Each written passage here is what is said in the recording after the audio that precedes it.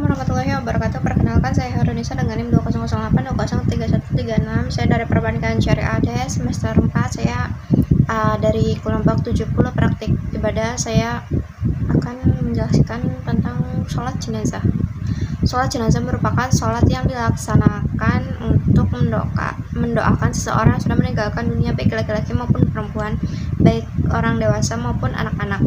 Sholat jenazah ini hukumnya wajib kifayah, yaitu sebuah kewajiban yang secara pelaksanaannya dapat tercukupi bila mana dijalankan oleh sebagian kaum muslimin. Akan tetapi jika tidak ada seorang pun yang menjalankannya, maka seluruh kaum akan berdosa. Hal ini dilandaskan kepada hadis berikut ini. Mengutip dari Salamah bin Al-Aqwa radhiyallahu anhu, ia mengatakan Nabi Shallallahu alaihi wasallam pernah didatangi seorang jenazah sehingga beliau mensolatinya. Lantas beliau bertanya, apakah orang ini memiliki hutang? Mereka menjawab tidak. Maka Nabi Shallallahu alaihi wasallam menyolatkan jenazah itu. Kemudian didatangkan lagi jenazah yang lain. Beliau bertanya, apakah dia punya hutang? Mereka menjawab, iya. Beliau berkata, sholatkanlah sahabat kalian. Abu Qatadah menjawab, saya yang menanggung semua hutangnya, wahai Rasulullah. Lalu beliau menyolatkan jenazah tersebut. Hadis riwayat Bukhari. Syarat sholat jenazah. Seseorang yang akan menjalankan sholat jenazah harus mematuhi syarat syahnya seperti pada sholat yang lain, yakni harus bersih dari hadas serta najis maupun menutup aurat dan juga menghadap kiblat. Sholat jenazah harus dijalankan setelah jenazah dimandikan serta dikafani. Jenazah harus berada di sebelah kiblat dari orang yang menyolatinya. Waktu dan tempat sholat jenazah. Waktu sholat. Dalam sholat jenazah tidak ditentukan waktunya secara khusus. Ia dapat dilaksanakan kapan saja, siang maupun malam hari, kecuali 3 waktu tertentu, seperti saat matahari terbit hingga meninggi, ketika matahari berada di tengah langit atau tepat tengah hari, ketika hingga ia condong ke barat, dan ketika di saat matahari hampir terbenam hingga terbenam sama sekali. Hal tersebut berdasarkan pada hadis berikut ini.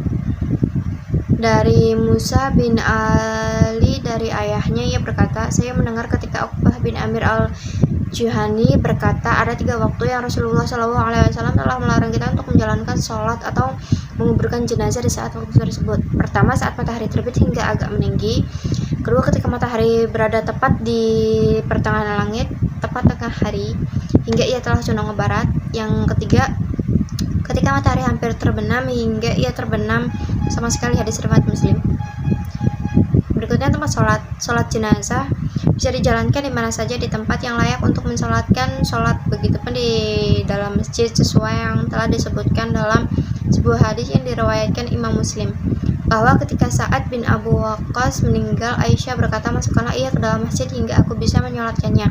Namun mereka tidak menyetujuinya. Ia pun berkata, demi Allah, sungguh Rasulullah SAW sudah menyolatkan jenazah 2 orang putra Baidillah dalam masjid, yaitu Suhail serta saudaranya.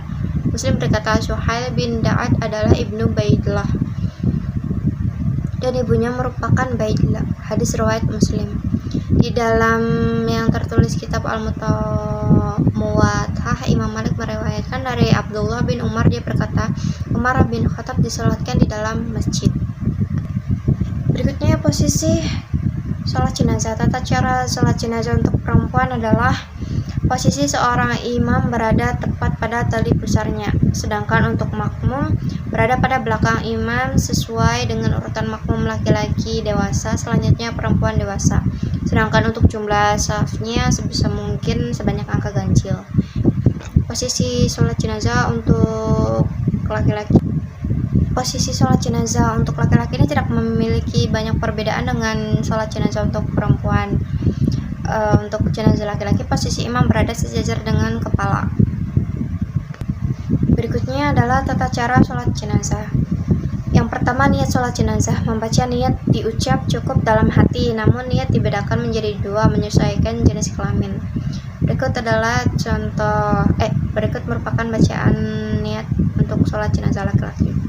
Usolli ala hadzal mayyiti fardhu li ma'muman lillahi ta'ala, yang artinya saya niat sholat atas mayit laki-laki ini fardu karena Allah Ta'ala. Dan untuk yang perempuannya, Usolli ala hadzal mayyiti fardli ma'muman lillahi ta'ala, yang artinya saya niat sholat atas mayit perempuan ini fardu karena Allah Subhanahu wa ta'ala. Yang kedua, takbir dan membaca surat Al-Fatihah. Setelah membaca niat, ketika imam menyebutkan takbir pertama, maka makmum mengikutinya dan disambung membaca surat Al-Fatihah. Yang ketiga, takbir kedua dan diteruskan dengan membaca sholawat Nabi, Allahumma sholli ala sayyidina Muhammad.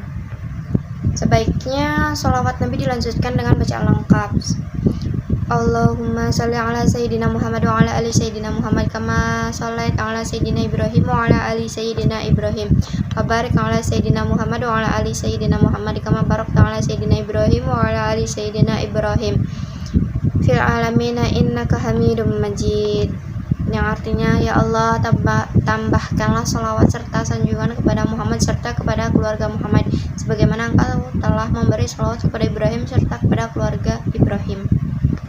Berikutnya, mendoakan jenazah. Setelah membaca sholawat secara lengkap, pada takbir ketiga dilanjutkan dengan membaca doa untuk jenazah yang sedang disolati. Antara laki-laki dan perempuan tentunya doanya dibedakan.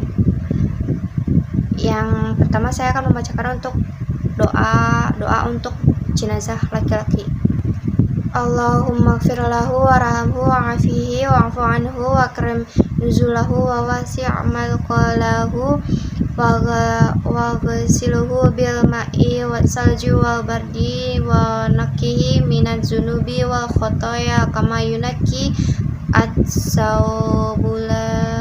bulal biadu binaddanasi wa abdilhu daran khairan min darihi wa ahlan khairan min ahlihi wa jawzan khairan min zawjihi wa qihi fina taqalbari wa azabin nar. Dan ini doa untuk jenazah yang perempuannya. Allahumma gfir laha warhamha wa'afiha wa'fu anha wa akrim nuzulaha lahu wa wasi' mudqalaha wa ghasilaha bil ma'i wa salji wal barad wa nakiha minal khotoya kama kisat subal abyada minan nas wa abadilha daran khairan minan dari wa ahlan khairan min ahliha wa jawjan khairan min jawjiha wa alakilaha la jannata wa izaha min azabil qabri aw min azbarin nar.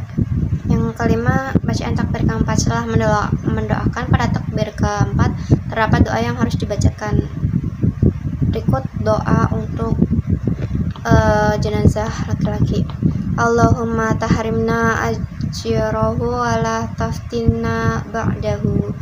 Dan yang untuk perempuannya, Allahumma la tahrimna uhraha wa taftinna ba'dahu. Yang keenam, ucapkan salam. Selesaikan sholat dengan mengucapkan salam sambil menoleh ke kanan serta ke kiri. Posisi salam ini memiliki perbedaan dengan sholat fardu lainnya. Pada sholat jenazah ini dijalankan dengan posisi berdiri. Kemudian ada juga rukun-rukun dari sholat jenazah ini. Yang pertama, niat sebelum memulai. Kedua, imam berdiri sejajar dari kepala jenazah jika jenazahnya laki-laki, dan imam berdiri sejajar dengan tali pusara jika jenazahnya perempuan.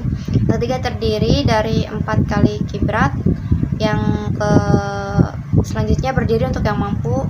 Kemudian dilakukan berdiri tanpa melakukan ruku, sujud, serta duduk. Yang selanjutnya membaca surah Al-Fatihah, membaca salat Nabi Muhammad SAW setelah takbir kedua, mendoakan jenazah setelah takbir ketiga. Terakhir, salam dengan posisi berdiri. Kemudian materi terakhir yang ingin saya sampaikan adalah keutamaan dari salat jenazah ini.